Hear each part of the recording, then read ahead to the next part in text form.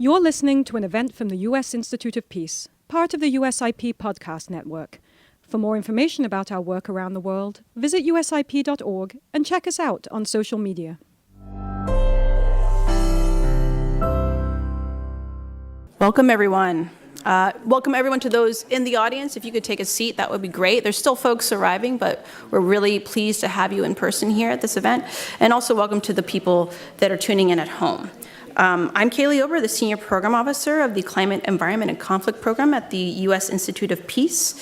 Very first thing I'd like to do is take a moment to acknowledge the land in which we're meeting on today. This land was the land of the Nunavut and Piscataway people, the first residents of the land that would become the District of Columbia. But where you're sitting today is also the United States Institute of Peace. There's many familiar faces in the room, but for those who don't know, USIP is a national, nonpartisan, independent institute founded by Congress and dedicated to the proposition that a world without violent conflict is possible, practical, and essential for the U.S. and global security. Now, the Climate, Environment, and Conflict Program is a relatively new program established in 2020 to understand how climate policy and peace building can work together to ensure that we stay ahead of the climate curve and put affected communities on the path toward long-term peace and stability. Our program actually has 3 pillars of work, which include climate, migration, and displacement issues. We just recently issued a PeaceWorks on climate, migration, and cities. I encourage you to check that out. We also work on risks related to the just green transition, including the race for critical minerals, for instance. And we also focus on transboundary water and conflict issues, perhaps why you're here today. We're particularly interested in understanding how research meets practice. And we have new work undergoing to understand the effectiveness of conflict resolution mechanisms in transboundary water agreements. And thanks to a partnership with our learning, evaluation, and research team, we have something undergoing about how to understand why and how data sharing leads to trust building and water diplomacy. And of course, we're also interested in the impacts of gender on water diplomacy issues. And so today, we're here in honor of the International Day for Women in Diplomacy, which just last year, with the leadership of Amina J. Mohammed, the UN Deputy Secretary General, the UN General Assembly declared by consensus that June 24th, in a few days' time, would be the International Day for Women in Diplomacy. And so this coming 24th will be the first anniversary. The intent of the day is clear, to recognize often overlooked contributions of women in diplomacy and advocate for increased representation of women in key decision-making positions that can greatly shape and implement multilateral agendas. I'd be remiss if I didn't also note that today is World Refugee Day and acknowledge that one of our speakers is speaking from her experience as both a woman water diplomat and as a refugee in Canada. We're also interested in women in water diplomacy specifically. Why? Research shows that including women in peace processes makes agreements more durable and leads to lower instances of conflict. But despite this, less than 10% of negotiators in peace processes are women, and in transboundary water management, women are specifically underrepresented, especially at higher levels of decision-making. However, entities such as the Women in Water Diplomacy Network are looking to change this by supporting a community of practice focused on empowerment, peer-to-peer learning, and collective advocacy for formal and informal women water diplomats. We'll be learning more about their work very shortly, but I'd like to first thank them, the Women in Water Diplomacy Network, as well as the Environmental Law Institute and the Stockholm International Water Institute, who support the Women in Water Diplomacy Network, for being our co-hosts today. And now, I'd like to turn to our keynote speaker, Mr. Henk W.J. Ovink, the Special Envoy for International Water Affairs of the Kingdom of the Netherlands. Henk was appointed by the Cabinet of the Netherlands as the first Special Envoy for International Water Affairs in 2015. Prior to this role, he was Sherpa to the High-Level Panel on Water, installed by the then UN Secretary General Ban Ki-moon and President of the World Bank, Jim Kim. He was both Acting Director General of Spatial Planning and Water Affairs and Director of National Spatial Planning for the Netherlands. Henk is also currently the principal of Rebuild by Design, the resilience innovation competition he developed and led for President Obama's Hurricane Sandy Rebuilding Task Force, and he holds a research position at the University of Groningen and teaches at the London School of Economics and at Harvard Graduate School of Design. Henk, the stage is yours.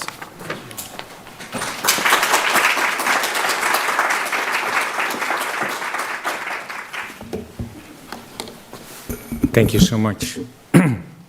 Actually, it's a bit weird to be first speaker as a man.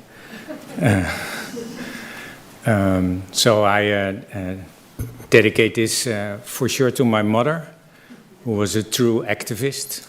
She passed away 12 years ago yesterday. So that brought memories, of course, like she's with me every day. But she was born in 1926. And post-World War II, one of the first female school directors in the Netherlands. So she was a real powerhouse. So I'd like to honor her with my talk and the many women around the world that have the opportunity, but also take the capacity to lead. Not everybody has, of course. It's not that we all are born in equal opportunities. And we know that, for sure, women are not vulnerable, but find themselves too often in conditions that make them vulnerable. Conditions that predominantly are created by people like me, white male, global north. I don't feel guilty in that sense personally, but there's definitely a change, a curve that needs to happen. So, humility and honor. And thank you, Women, Water and Diplomacy, and Elizabeth, and the whole team for inviting me here. There's a reason, I guess, that you invited me, and that has to do with the UN 2023 Water Conference, a conference that just happened in March this year, 46 years after the first UN conference. This was the second time in the context of the United Nations that the world had the opportunity to come together. And the government of the Kingdom of the Netherlands, together with the Republic of Tajikistan, were the proud co-host of such a process.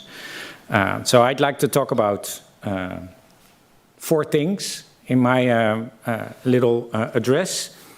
One is, of course, water. Second is women leadership. Third is diplomacy, not a surprise. But fourth is the alternative. And let's see if I get there. Meanwhile, I brought images from a dear friend, female documentary photographer, Cynthia van Elk, New York-based, who traveled with me and the many partners through Asia while we were doing a water program on building capacity in communities in Chennai in India, Khulna in Bangladesh, and Semarang in Indonesia. And she documented the whole process. And the images you see also show the many sides of the situation. Water vulnerability, here in Khulna, and then water responsibility, fully depending on women leadership in these communities. And of course, that in itself immediately poses a challenge, because it should not be the burden of women in these communities. There should be fresh water available for everybody, which is not the case. I don't need to remember you that over 2 billion people around the world lack access to safe drinking water. Over 3 billion access to hygiene facilities, and over 4 to sanitation facilities. So, and this burden is predominantly felt by women around the world. But they also take literally the helm and ensure that water is there for their families, for their communities, eating away hours in their days that they should not put in getting water for their communities, but, you know, working on their economies, on their communities, on spurring actions across. And science and practice prove that the moment that happens, when there's water available, women lead. They outperform men. They spur these communities towards progress and opportunities for their kids. Girls can go to school with sanitation facilities, then they don't become monthly dropouts. So while the images are amazing, and Cynthia was able to capture here in Chennai the way women lead on water, it also shows that this, this power that women bring in securing water for all and securing health for their communities and family is not the situation that we want to see. Water, just asking, we're in the Institute of Peace on Diplomacy. Who of you has any clue about water? It's like, no, that's great. Because water is a crazy resource. It's almost free. It's not like oil or energy. We take it for granted. Predominantly, it's dealt with by engineers, predominantly also male engineers. You focus on infrastructure, pipes, or fixing the pipes. And almost everything in life is dependent on it. It's a human right. Because of that, it's not a commodity. So we pay nothing for the single resource that actually makes us live. Interesting, that the thing that's most important for food security, for energy security, for climate, for resiliency, for sustainability, but also for equity and equality, for finance and funding, that single resource, water, that is connected literally to every sustainable development goal is almost free. And that we literally have no clue how to organize ourselves because it's so complex. It's related to everything. And something that is so complex, related to everything and costs nothing, of course, is left unaccounted for. Right now, and then I'll get to our next topic. Right now, we put such a large dent into the water cycle, a cycle where we have water in our grounds, in our rivers and lakes and oceans, and in our skies, that cycle starts to break. And that means that every second of every day, we have less fresh water available for us, while the demand on that fresh water is growing because of population and economic growth. So what we have is a resource unprotected, unaccounted, and undervalued that is abused, misused, and undermanaged. Less fresh water means more pollution, less water in our soil, and these are aquifers, groundwater bubbles, you could say, that beyond a tipping point will not restore themselves. And that is the current situation with close to over half of those aquifers. Water is becoming more saline and more polluted, leaving us more vulnerable. That is one. The second is we have more water in our skies, atmospheric rivers, they're called, because of, again, pollution, land degradation, infrastructure planning, urbanization, economic development, exacerbated by climate change. So right now, atmospheric rivers are impacting across continents, from the Amazon to Africa, from Asia to Europe, from the Americas to China. The environment in the conditions and economies and communities that are already vulnerable. So a lack of water in one leads to a massive abundance in the other. And on top of that, sea level rise, surges, storms, and droughts, extreme events are becoming more extreme. Over 90% of all those climate disasters hit us through water. So this crazy little resource that we like to drink, don't drink it from a bottle, you can drink it from a tap, especially here in the US, that resource that we take for granted, that, until this day, ministers of agriculture and the food industry say, give us our water, because then we give you our food. They don't care for as real water stewards. Private sector and public sector have a hard time getting their head around. That was the whole idea behind this crazy UN Water Conference, 46 years after, knowing that in contrast to climate or biodiversity, there is no agreement on water. There's nothing to hold ourselves accountable to, so it's only about our voluntary actions and commitments. The conference put together over 800 of those commitments, adding up to billions of dollars that now have to be implemented and scaled. At the same time, organizing a conference in the UN is something completely different.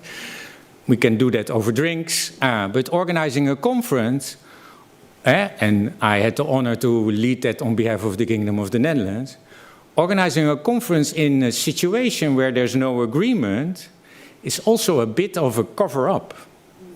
Because everybody, for months, actually years, is very busy with this conference. And it feels like everybody's very busy with water.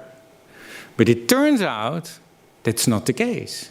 It's the moment that brings you together.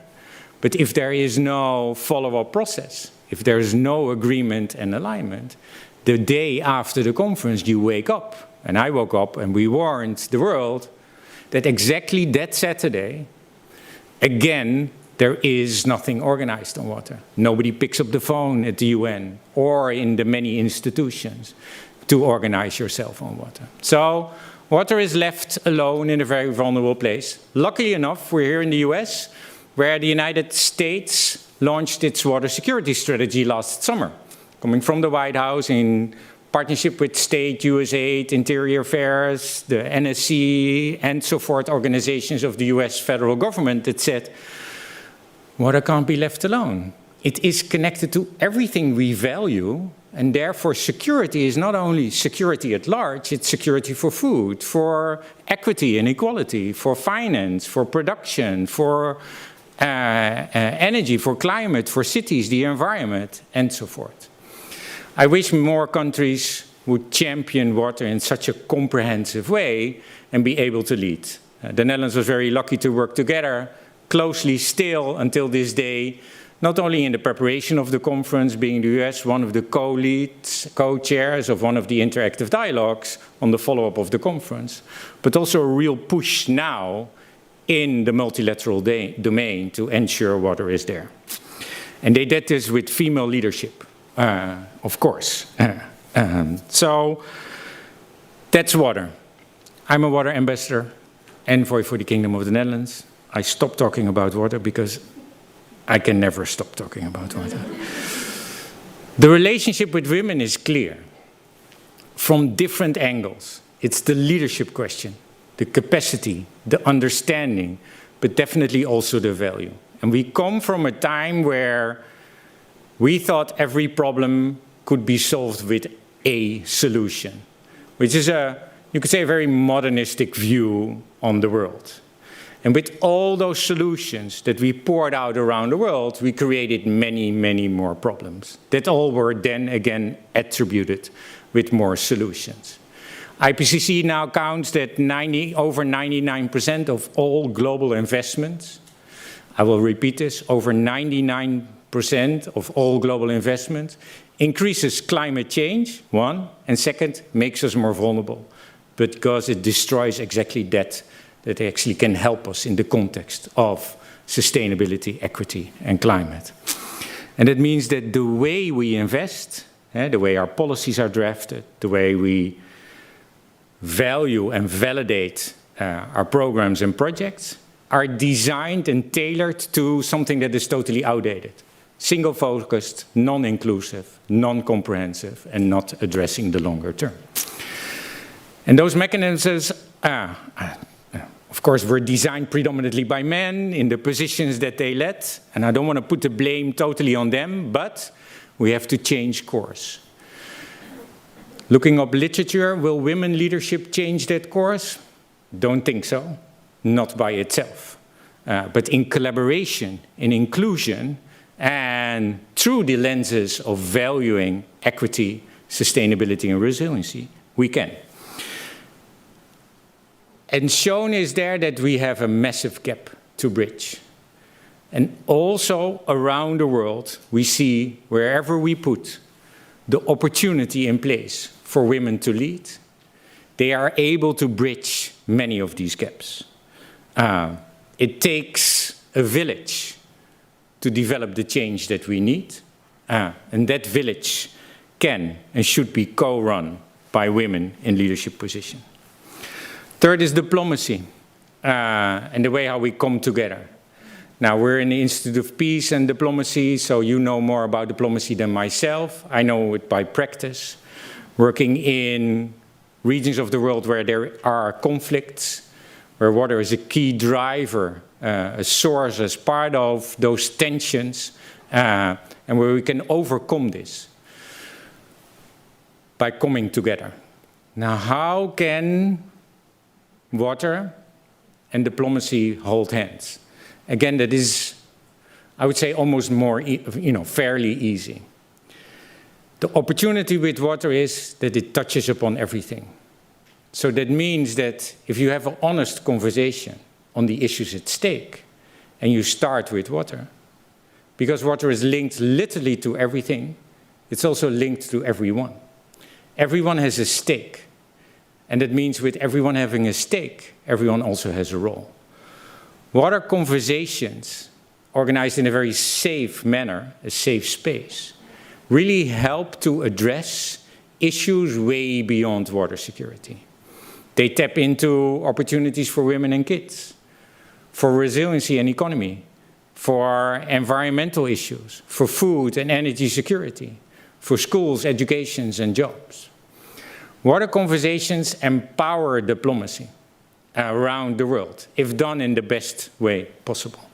So diplomacy informed through a water lens helps us understand what a conversation can really look like, that is inclusive, that is addressing holistically the issues at stake, and goes beyond the lock-in we too often find in the context where we need diplomacy so most. Not saying that water will solve all your problems. In the wrong hands, it will only make them worse.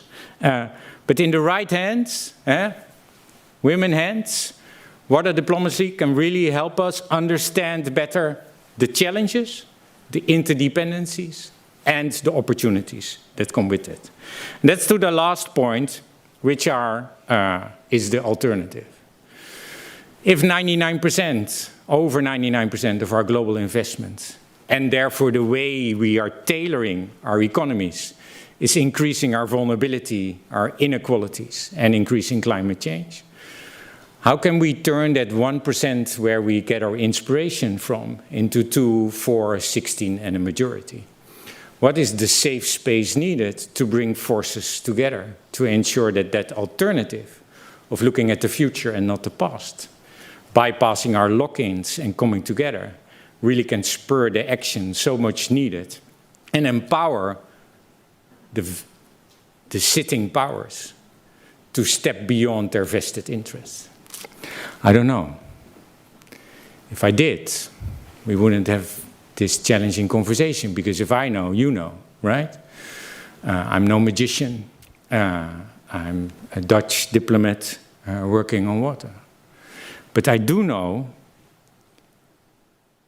from working on water in places like Chennai, Gaza, Afghanistan, Peru, Chile, the US, New York after Hurricane Sandy, Europe, Africa, Central Asia, in all those places where vulnerability of our future and future generations is at the heart of the opportunity of solving a crisis, that it is possible, that there is always a will, if only we dare to look it into eyes and empower that. I started with my mother, who was a true activist. I'll end with my father, who was married to her for a very long time. He turned 97 when he passed away in 2018, 5 years ago now. They were two of the same kind in a way, true activists. But my father was an engineer, and not the bully type of engineer like Robert Moses, but a passionate engineer. When I worked for President Obama, we had a joke. If Robert Moses and Jane Jacobs had married, their love babies might have been able to, change the world in a very compassionate, passionate, inclusive, human-centric, community-led way, still building bridges and infrastructure that was resilient and taking into account.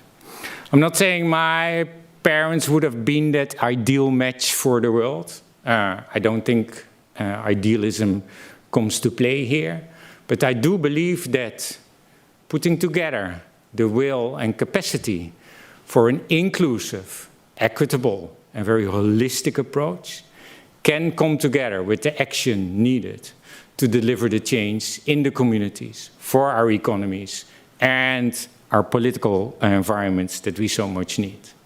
And I think it's exactly why we are here, and I wish you a great conference. I want to thank you for your attention.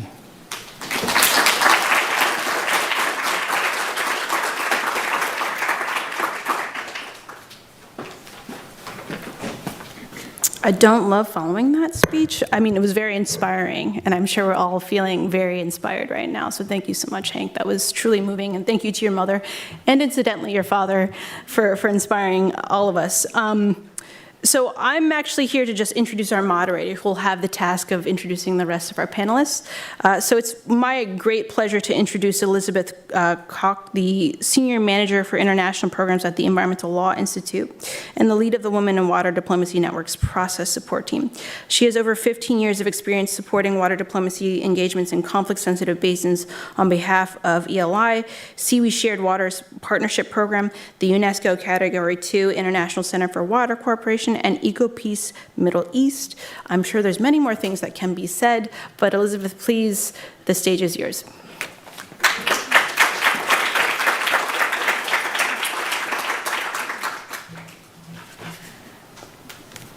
Welcome to you all. It's such a pleasure to see mostly new faces in the room today. My name is Elizabeth. Indeed, it's been my pleasure to support the Women in Water Diplomacy Network since 2017, first through the Stockholm International Water Institute, and now here in the United States for the Environmental Law Institute.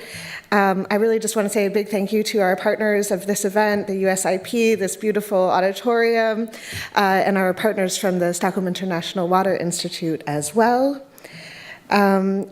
Before I introduce our amazing panelists today, I'm going to just give a few minutes, a little background on the Women in Water Diplomacy Network so you all can get a sense of this community that goes spread across several continents these days. So we like to refer to the background of the network as the her story of the network. So we can do a little bit of sharing of our inception and development periods since 2017. You're going to hear from several network members in the panel as well, who I hope can give you a taste of their experience as part of the network. I should say that the network really, why did we dive into this network development stage? Well, my colleagues at SEWE and I, we had the opportunity through the State Department supported Shared Waters Partnership Program, together with the Netherlands and UNDP in Sweden, have supported engagements in conflict-sensitive river basins all around the world, predominantly in Africa and Central Asia and the Middle East. And these engagements enabled us to provide support, opportunities for joint learning, planning with riparian stakeholders from across these basins. And what we saw again and again was that the lead actors in those decision-making forums were men, and there was a kind of a sense of exclusion already there. So in addition to what we call mainstreaming gender equality throughout our programming, we also said, okay, we also need to do targeted engagement to bring more women water diplomats into this room, into the decision-making space, and hold hands with us throughout that process. So in 2017, an amazing group of women water diplomats from across the Nile Basin got together for the very first time. And we had no idea that a Women in Water Diplomacy Network was going to be formed at that time. But we brought together representatives of the Ministries of Water and Ministries of Foreign Affairs from the Nile Basin countries. And this was really the first time that we had this opportunity, and we took 5 days together to learn together, exchange knowledge, talk about some of the core issues in the Nile Basin of the day, get to know each other's experience, how did they become a women water diplomat, and also just give everyone the sense that they are a women water diplomat. It's often one of our key messages in the network is that you are a water diplomat, and you are a water diplomat, and you are a water diplomat. And that was really one of the core aspects of that first workshop. A little more than a year later, we brought together the group. At that point, they said, we need to do this every year. We have to bring in new people to the network. We want to establish a constant engagement. And so we launched the second Women in Water Diplomacy Network Forum, which took place in Ethiopia at the end of 2018. And again, 5 days together, experience exchange, networking. There was a lot of major political issues on the table in the Nile in this time period. We had lead negotiators from Egypt, Ethiopia, Sudan, the Great Lakes region of the Nile. It was really a fantastic opportunity.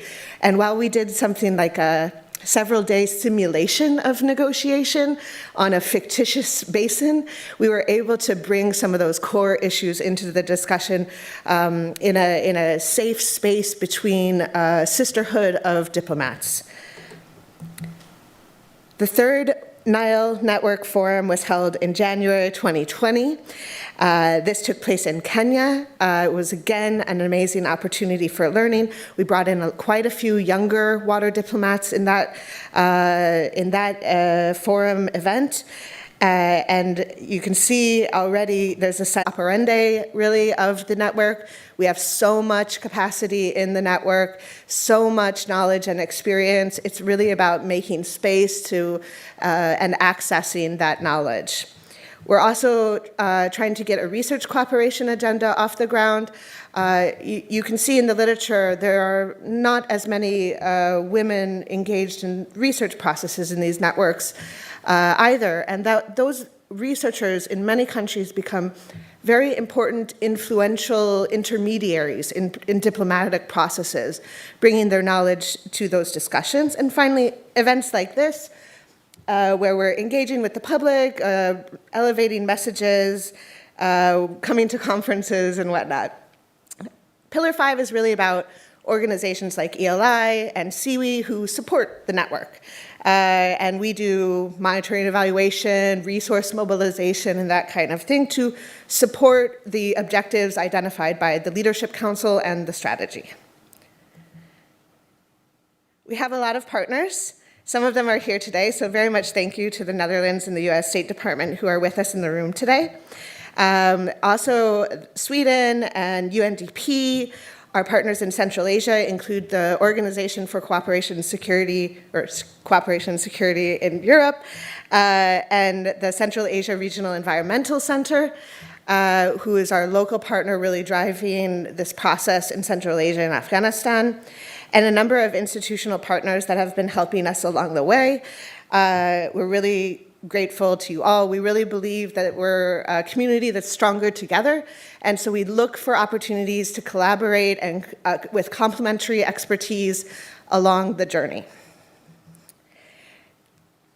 That is it from me. I have the very lovely opportunity to introduce a wealth of experience in this panel. Their bios are available in full on the website. I will introduce each one and ask them to join me on the stage here. We do hope to have opportunities for some questions and answers after some of our own questions have an opportunity to be responded to. So if something comes to your mind, please get ready to hold your hand up during the open discussion. So, first of all, I'd like to welcome to the stage Tanya Trujillo. Tanya is the Assistant Secretary for Water and Science at the U.S. Department of Interior. She's been an amazing champion of the network these last years, joining us in events in Stockholm, at the UN, and a number of other different locations. She is a water lawyer with really more than 30 years of experience working in complex natural resource management issues. She most recently worked as a project director for the Colorado River Sustainability Campaign, and before that was the executive director of the Colorado River Board of California. She has served as senior counsel to the U.S. Energy and Natural Resources Committee and as counselor to the Assistant Secretary for Water and Science at the Department of Interior. Welcome, Tanya. Next to her is Dr. Annelies Bloem. And Dr. Bloem is a hydrologist with experience in climate, water, national security policy. She served as the Deputy Assistant Secretary for Water and Science at the U.S. Department of Interior, working really closely with the U.S. Geological Survey and the Bureau of Reclamation. Previously, she served at the DoD, the Department of Defense, as a senior advisor for climate policy and an American Association for Advancement of Science Policy Fellow, for which she was awarded the Office of the Secretary of Defense Medal for Exceptional Public Service. Dr. Bloem has over a decade of experience leading multidisciplinary research focused on water security, extreme events, and the impact of climate change. Welcome very much, Dr. Bloem. Online, you're going to meet very shortly Foman Forough. Foman is one of our founding network members from Afghanistan. She holds an MSc in hydraulics from Ferdowsi University, and until recently served as the general director of the Kabul River Basin Authority. This is the largest water basin in Afghanistan. And of course, when the Taliban took over Kabul, all women professionals were no longer able to undertake their professional roles, including Foman. So since that time, she's relocated to our neighbor in Canada, where she's now serving as a water resource specialist and engineer at the South Nation Conservation Authority. Foman has extensive experience in transboundary water management, serving in various capacities at the Afghan ministry, including acting director for water allocation, dam and river advisory. She participated and in some cases led negotiations with all of Afghanistan's neighbors, and she's really been an essential leader in the development of the network in Central Asia. Whew.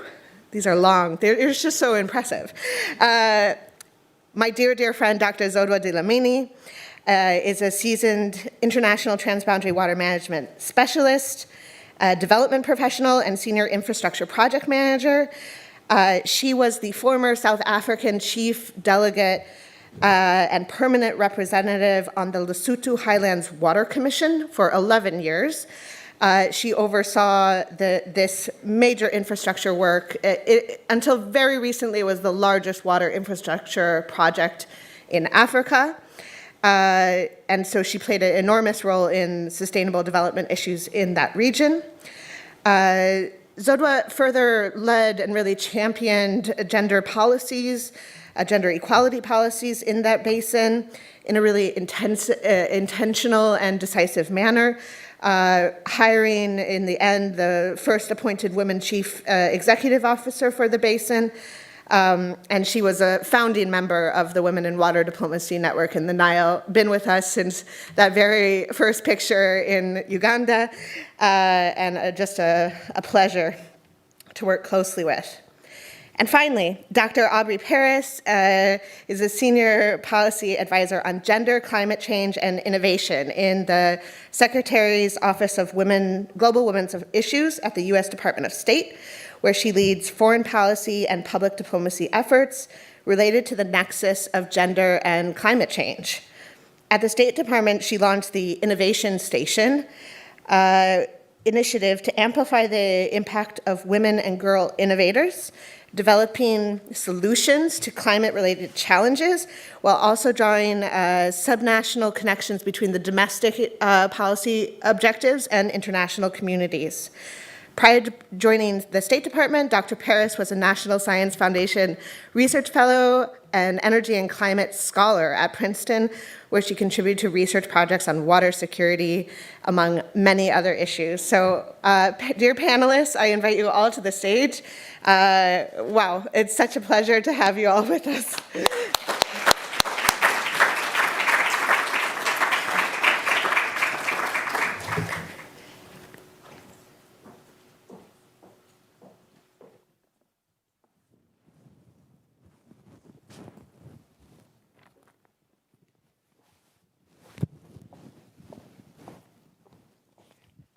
I should point out before we get going that you're probably all noticing that we have this lovely clip on.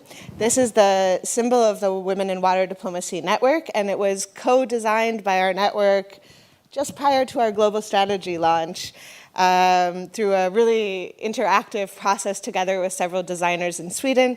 And so you'll see people wearing them here and in other events. Welcome, everyone. We're going to dive right into a discussion. Welcome, Foman, as well. Let's start with you, Dr. Zodwa. Help us set the scene, if you would. We've heard a little bit from Henk on what is a water diplomat, why this is such an important role and opportunity for addressing some of our major security and peace issues of the day. Could you elaborate on your experience of being a water diplomat? What is this water diplomacy, especially for many of the people in the room where this is new? Thank you so much. Oh, your microphone is here. Thank you so much. It's been it's such a great opportunity to be here and to discuss this very important subject, which is very close to my heart. And when we talk about water diplomacy, we're talking about inclusive, collaboration of various stakeholders. And these stakeholders will vary from youth, women, indigenous people, politicians, you name it. And it is not a fiefdom of exclusive individuals, which has always been, the trend in the past. However, when you look at this water diplomacy, it includes everybody because it's about collaboration.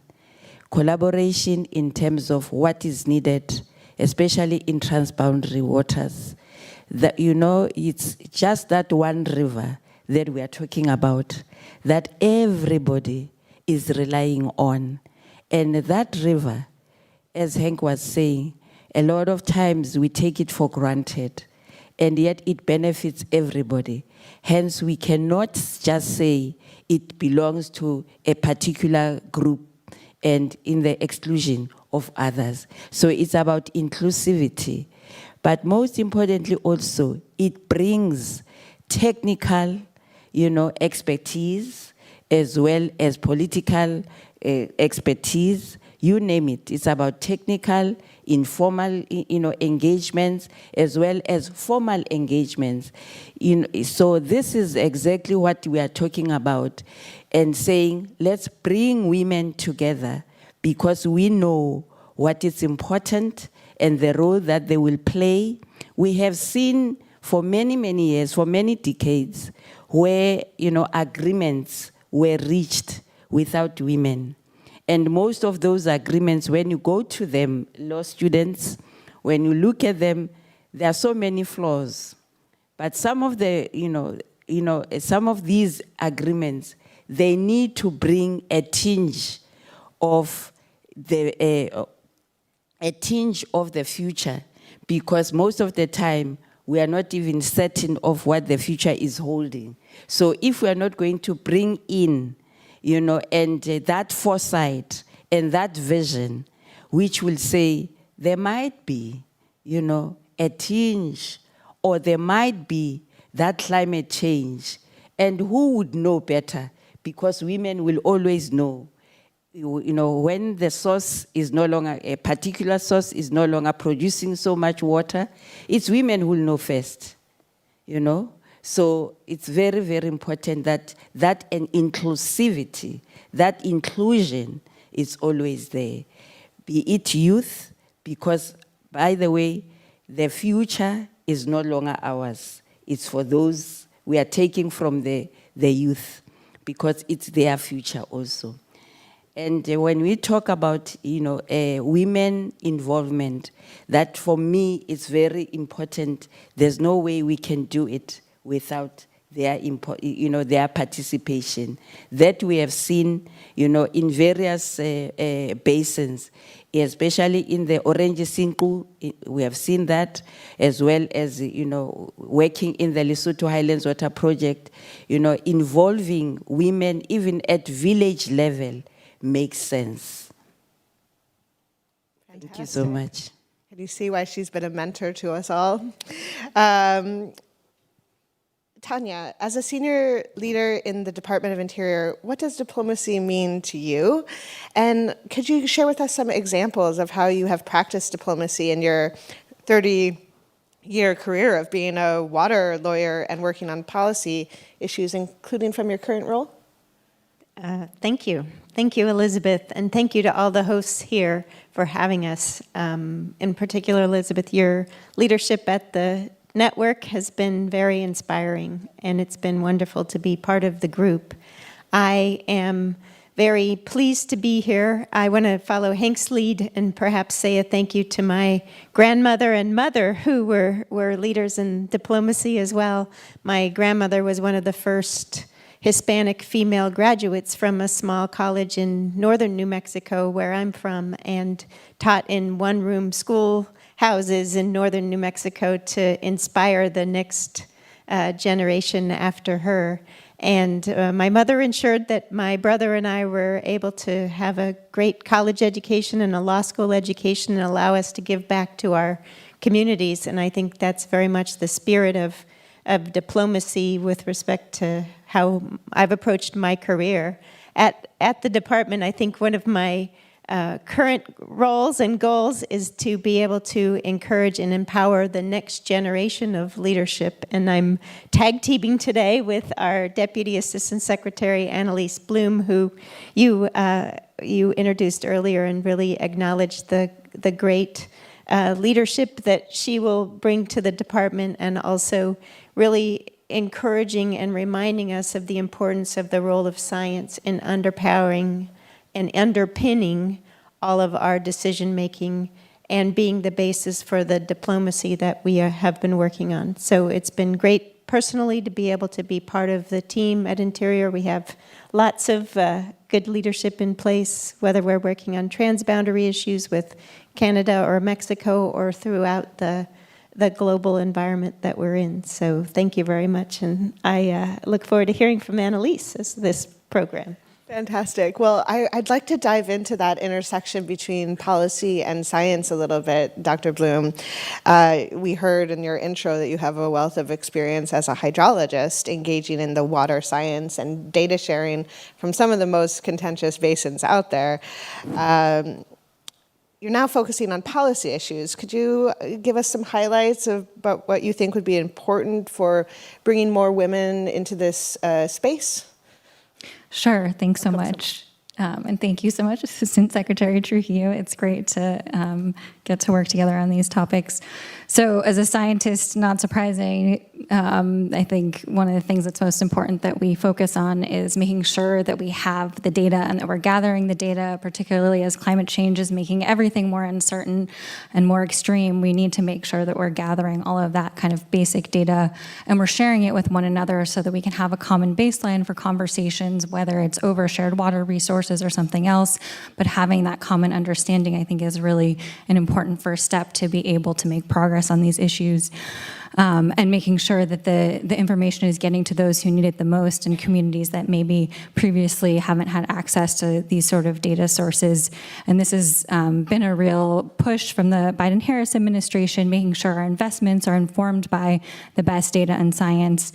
At Department of Interior, I'm lucky to work closely with the U.S. Geological Survey, or USGS, the nation's earth, water, biology, and civilian mapping agency, and the USGS is playing a really important role in supporting the US, but also the world in providing data and understanding and knowledge that can inform all of these sort of discussions. So specific to water, we know a common understanding of how much water is available is often kind of this first step to cooperative management. And personally, before my policy work, I was a postdoctoral fellow at Johns Hopkins and worked with a team we called the Ad Hoc Blue Nile Forecast Group, a team of researchers working outside the region to develop seasonal forecasts. We wanted to inform the conversation on the filling of the Grand Ethiopian Renaissance Dam with hopes that we could provide this politically neutral outlook of Upper Nile flows to help inform the discussion. So just kind of personally an example of working on this sort of data. In my policy work at Interior, the Bureau of Reclamation recently released their new climate change adaptation strategy. It talks about pilots and collaborations to increase the utility of forecast-informed reservoir operations. Again, kind of how we can bring the data in to manage our water resources, particularly in light of climate change. And also, finally, the other kind of key thing, in addition to data, I wanted to highlight is making these interconnections, whether it's between hydrology and social science, whether it's between the security community and the scientists or the diplomats. And so previously I worked at DOD, and it was really interesting being there, the U.S. Department of Defense, and realizing the work that I had done when I started my career on water, sanitation, and hygiene, or WASH, really was a security topic. And that was, I didn't think of it from a security lens when I was doing it, but working in the security space and understanding kind of the intersection of how all of these issues are important for building security and peace was really fascinating. So I think kind of making sure that we're breaking down these silos and talking to other communities is going to be really key to advancing all the topics we care about. Thanks. Fantastic. Wow. Dr. Paris, I wonder if you could build on some of those connections between the policy and science and really bring in the gender equality perspective from your current role. We have such an amazingly qualified panel here today. Really, the floor is yours, Dr. Paris. Well, thank you so much for the question and for having me. You've convened a really dynamic group here, so congratulations. I think this answer really does flow naturally from Dr. Bloom's answer, because let's be honest for a moment. As policymakers, the most effective decisions that we can make will be informed by all sorts of topics.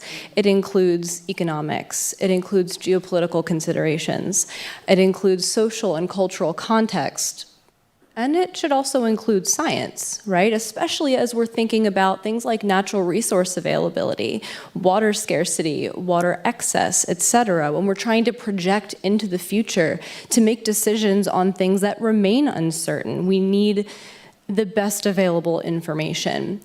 What this really means is a two-way street of communication between policymakers and scientists. And this is where I think, like Dr. Bloom, it's really interesting to think with my scientist hat on, as well as with a policymaker's hat on. Seeing both sides of that conversation, or having experienced both sides of that conversation, I think there's a lot of scientists out there who are really, really eager to ensure that the data they generate are being considered by people who could use that data productively to make important decisions.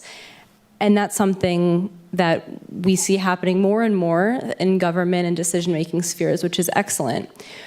But we also need the other end of that communication as well. Policymakers need to be able to communicate with scientists about what sorts of data are missing, what information they need to make those complete decisions.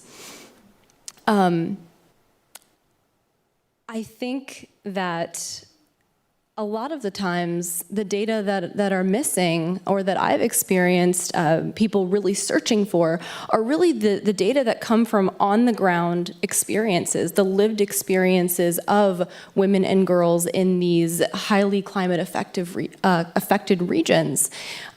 The case studies of what they've experienced that we can also use to make decisions. we at the State Department have kind of generated an internal resource. We have a series called our Ask a Gender and Climate Expert series, where we bring in academics, many U.S. academics who are leading on different topics in the gender and climate space, including water security. And we allow for that two-way conversation, the academics to present their findings, but also for the policymakers to say, but what about this? You know, I hear you here, but we're still missing this information to really get those conversations started. It's often those case studies and the on-the-ground examples that we're still missing and we could use more of. Thanks. Wow, thank you.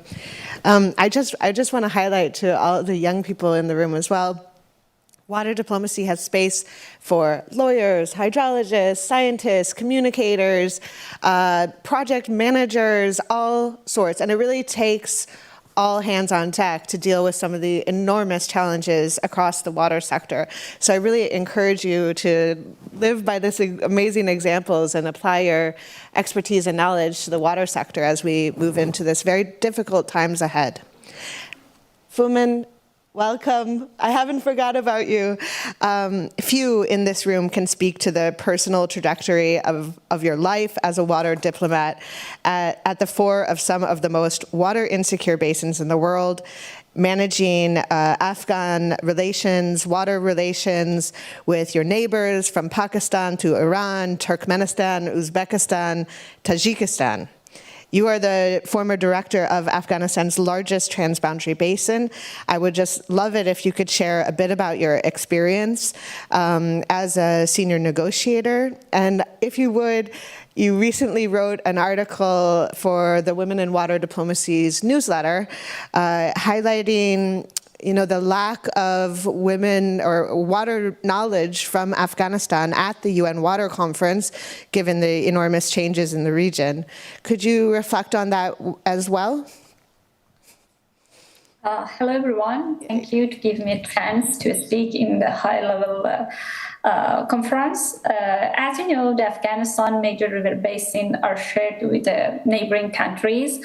The Kabul River Basin, where I worked as a general manager, has been one of the most challenging area in terms of water resource management in the local level and also the regional level between two countries. Because of the climate change, the number of droughts and floods has increased, which causes water tension at all levels. In addition, the development project of both countries on the upstream and the downstream in the river basin increased tension and highlighted the issue of water scarcity and transboundary water. In addition to challenge and technical problem I faced in water resource management, I also had to face a serious traditional problem that Afghan society was dealing with. In traditional society Afghanistan, the presence of a woman as a leader was often disregarded and consistently met with challenges. However, I and other resilient Afghan women refused to give in this limitation and consistently strive to play a significant role in our country development and the management of water resource. Unfortunately, the progress in women participation in water resource management was abruptly halted with the rise of the Taliban, a fundamentalist group that opposed to women involvement in all aspects of society, culture, and policies. As of one of the senior manager, I was unfortunately forced to remain at home and leave my position. While the challenge of gender inequality and displacement persists, there is immense potential in integrating gender perspective into water management and diplomacy, as well as empowering female water professionals. By involving diverse range of stakeholders, including women, we can make better informed decisions, find sustainable solutions, and promote equitable water resource management.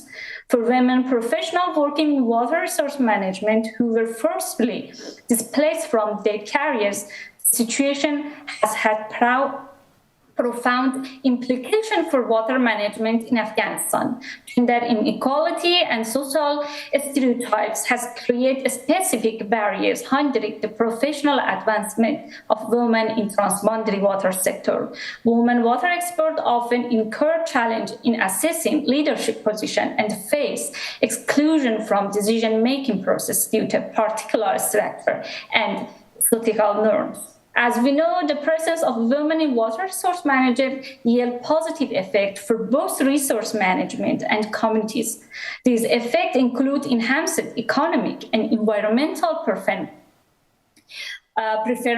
gender balance and social justice, and improve a sustainable utilization of water resource. To realize this positive outcome, effective policy and measures that prioritize gender in water resource management are crucial, although such initiatives appear unlikely under the current ruling group in Afghanistan. In conclusion, by acknowledging the importance of women partnership and addressing gender-related challenge, we can pave the way for inclusive and sustainable decision-making process in water resource management in Afghanistan. Thank you so much, Foman. You're such an inspiration to the network. We're so lucky to have your continued engagement. As many of you know, the network kind of got one of its foundations through something in Sweden called the feminist foreign policy. And feminist foreign policy was conceived in a number of different countries, and over the years it has spread around the world, including to our neighbors here, Canada and Mexico. And it takes different forms in different countries. But Dr. Paris, I'd like to turn back to you, if you would. Thinking about the foundation of our network in feminist foreign policy, could you share with us some important values and approaches here in the United States which take into account gender equality at these intersections with climate and water? I would love to. So I think first and foremost, it's important to understand the vast complexity of the situation that we're talking about here. What does the nexus of gender equality and climate change actually look like? Well, it has implications, of course, for natural resource availability, food, water, firewood, and other resources as well. It has implications for migration and conflict, looking at how women and girls are differentially affected by natural resource scarcity and the conflicts and other outcomes that might occur as a result. We see intersections with gender-based violence, GBV. GBV tends to increase as natural resource scarcity increases, whether that be in the home, if women and girls are seen as unable to accomplish their roles and responsibilities related to water or other natural resource procurement. GBV increases on migration routes or in temporary shelters following natural disasters. We also see child early and forced marriages increase when we see families feel the need to reduce their expenses, right, as scarcity worsens as well. Educational opportunities, livelihood opportunities, healthcare services are they often disappear following natural disasters in ways that explicitly affect women and girls.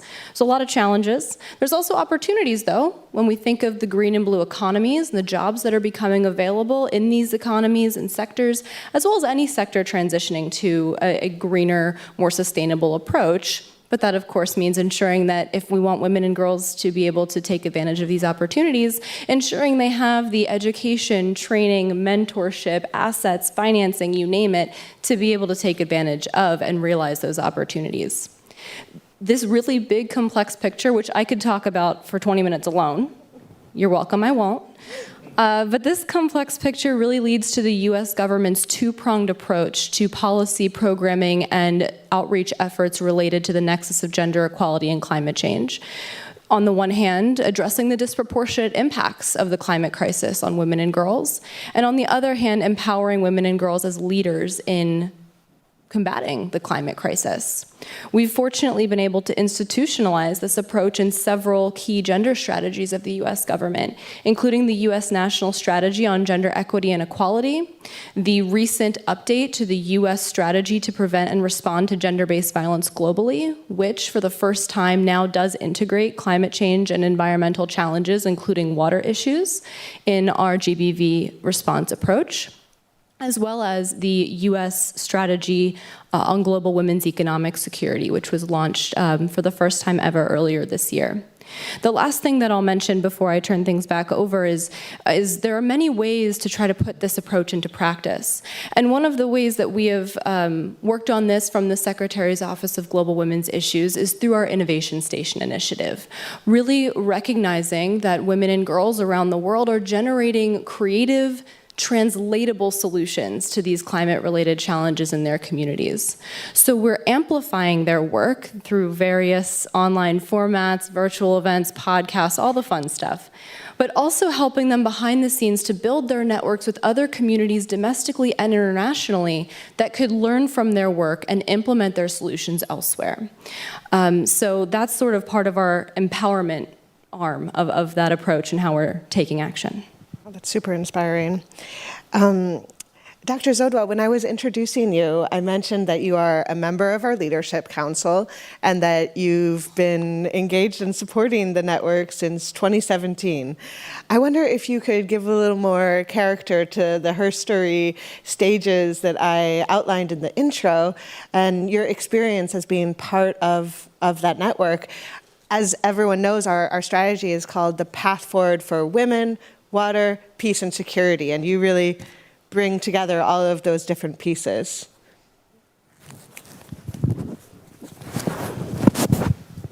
When we started in 2017, we didn't know that this workshop of women was going to develop into a network. We had women who came from all the 11 countries of the Nile, and they were from the Ministry of Water as well as Foreign Affairs. But also we had members of Parliament who came. And when we first started, a lot of women felt unease. And most of them, they were asking themselves, and they were even articulating it, to say that they don't think that they're at the right place. And because they did not even understand, they had never even, heard the concept of water diplomacy. And, there was, we had to, with all the other support system, ladies that were there, ambassadors from Netherlands, and also ambassadors from Sweden, who had been working in the area of peace negotiations, and they were, it was like, wow, we have never heard of so many powerful women who had been negotiating for peace. And then others, my colleagues also from ELI, Jennifer. So you Jessica, you were at that time, you could see that there was a thirst to do something, but they did not know how, whether they were the right persons, because they kept on looking at themselves to say, but I'm only an assistant director in the organization. What kind of impact can I make? But the long and short of it all, by the third day, everybody felt that they had a chance, but also they belonged there. And we started, strategizing, but also giving personal, experiences as we were sharing with them where we came from and what it is that we have been through, and how we are going to assist them to understand their role, and also not to undermine the kind of, abilities and experiences that they were going to be bringing. So that made a huge impact. But as we continued in that workshop, 2018, 19, a lot of things happened. But most importantly, which I would want to also share, is that even during the COVID-19 period, as Elizabeth was talking about it, is that most of the people that we are talking about, the women we are talking about, are from areas where, connectivity is not a given. It's a challenge. And there were times when we would be there, some would be coming in and, and there would be an interruption. But as Elizabeth said, a lot of them kept on, entering and being there, to be seen, but also to participate. So it was not easy to really build the network. And thanks to women such as Elizabeth Koch, as well as Julian and Alexandra, those were people that kept on the ship, afloat, so that we could achieve what we achieved within that space of time. In that year, 2021, Afghanistan as well as Central Asia, a network was born there. And then during that very year, the Leadership Council for the Nile Basin was formed. And during that very time, a pathway, our strategy was developed. And thanks to the various development partners, as well as various others that assisted in terms of reviewing the strategy, but also, SIWA brought in the element of male champions. That was very, very important because, as Henk said, there's no way that women only can, succeed in diplomatic, missions without men being there. All we are asking for is, equality. Let women also participate because we have a right to be there. We have a right to participate. And that is what we're able to do. And in 2022, we were able to then, launch the strategy during the Stockholm World Water Week. And we also held our very first global forum in Stockholm. So that is what this was all about. And this is where we are. And since then, we have been able to continue to hold, various workshops, that is virtually, because we had to adapt. Thank you so much. And I should note, fantastic. Dr. Zodwa is leading the charge on establishing new chapters of the Women in Water Diplomacy Network in Southern African basins. She mentioned the Orn Senku, the Okavanga, and our dear partners in the Zambezi Commission as well are all really involved these days in the network.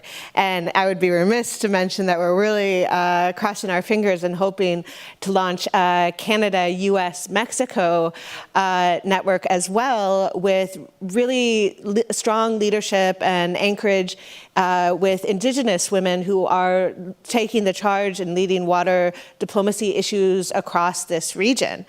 We're running out of time, so I'm going to skip over to you, Dr. Bloom, and ask you a question on that very issue.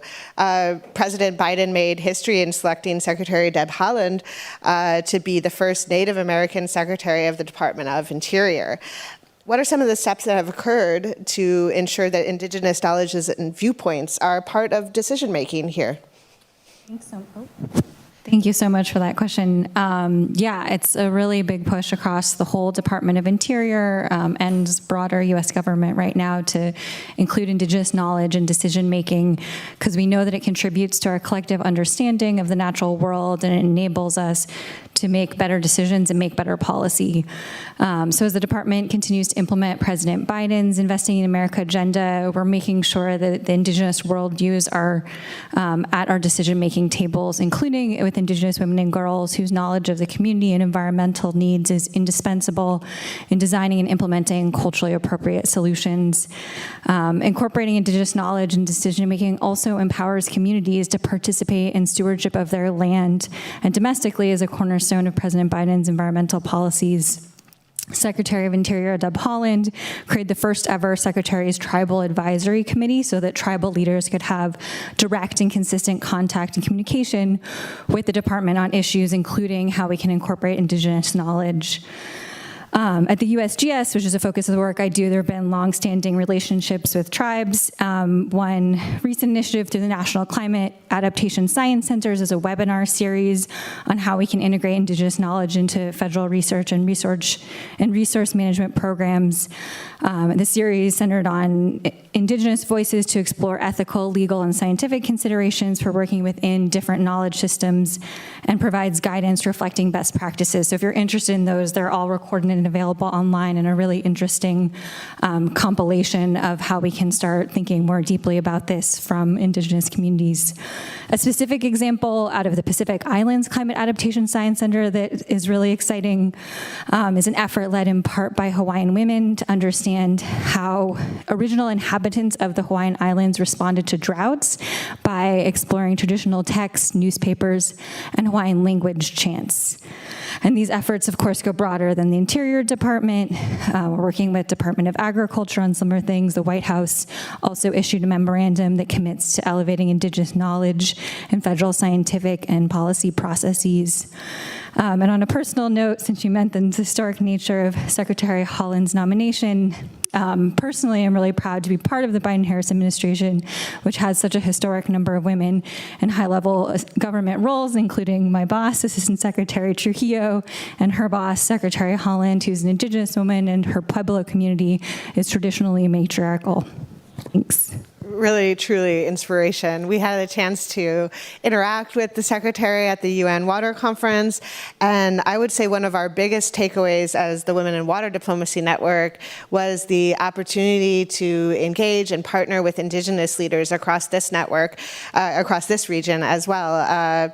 Governor Stephen Roe Lewis brought this important phrase to our discussions, teaching us their experience in forcing inclusion.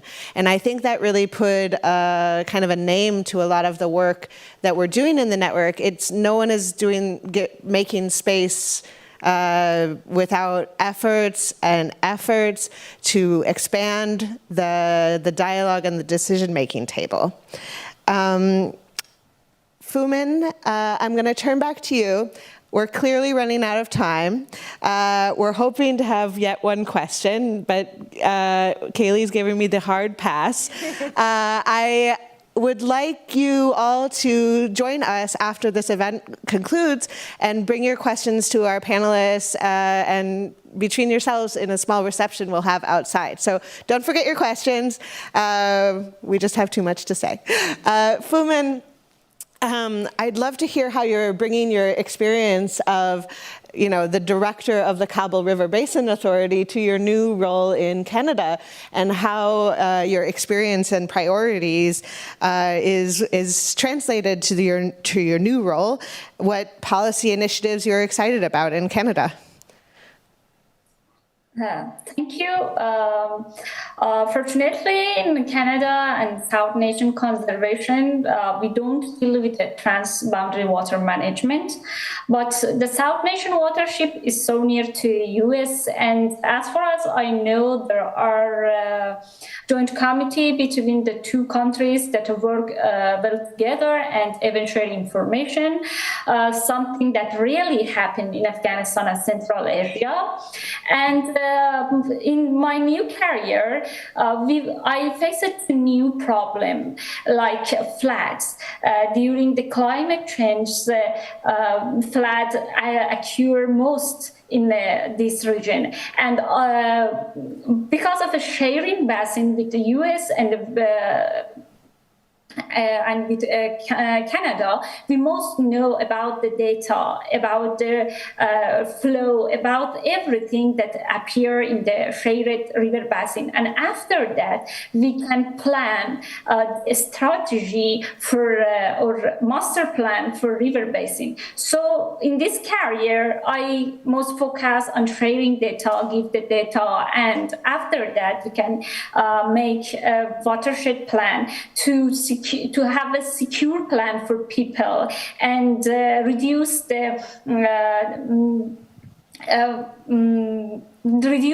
impact of the flood on people.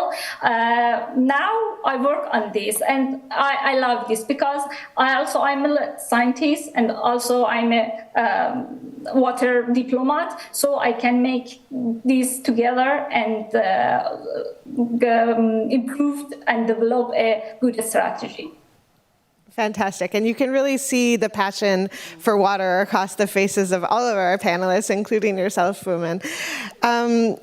Tanya Turillo, I'm going to wrap up with you because you started off giving us a good message around supporting youth engagement. And I just would like if you could share why this is, again, so important and give some inspiration to some of the young people here.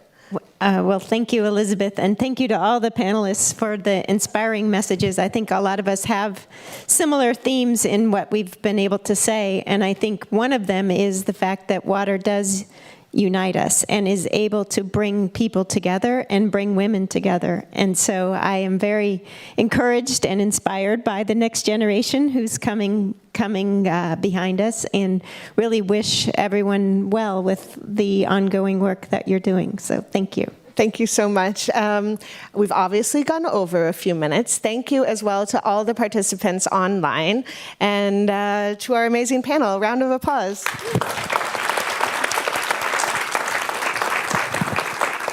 And I'll invite Kaylee back up to give us a closing remark. I will keep it brief, don't worry. This is just a thanks again for the panelists and also our co-organizers, including Elizabeth, who put in some Herculean effort to make this happen. We're very pleased you're here with us, and we hope to welcome you again back to USIP in the near future. For now, I invite everyone to join us outside of the auditorium for some refreshments and treats, another networking opportunity for the great water and women diplomats here tonight. Thank you.